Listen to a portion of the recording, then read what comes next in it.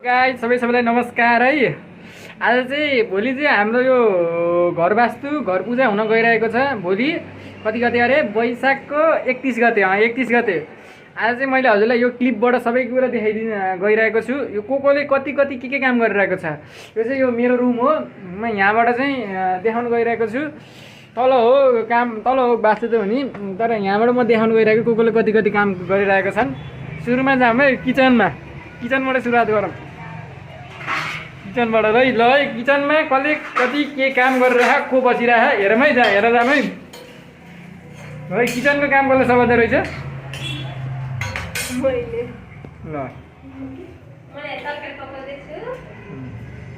ल किचनको काम दिदीले समात्ने है।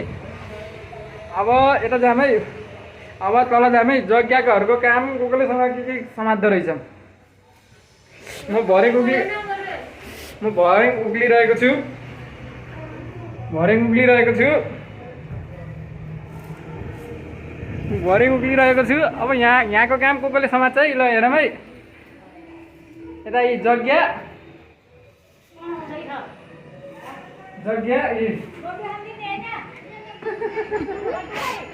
अब यता हेरौँ है। मम्मीले चाहिँ के गर्नु भयो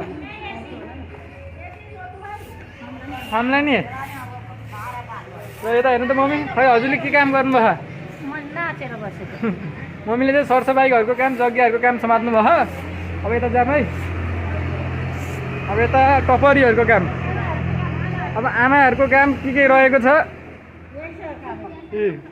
टपरीहरू बनाउने, फुलहरू बनाउने, फुलहरू बनाउने, तोरण बनाउने। यताको यो आन्टी हुनुहुन्छ।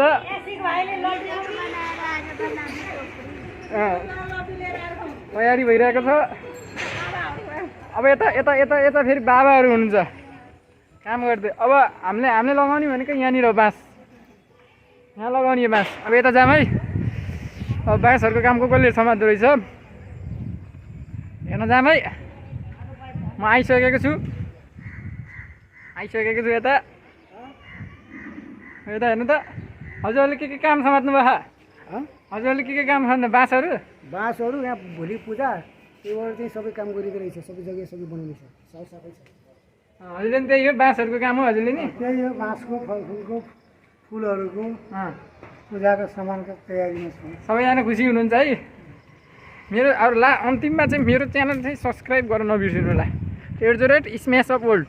अनि इन्स्टामा फलो गर्न नबिर्सिनु होला है।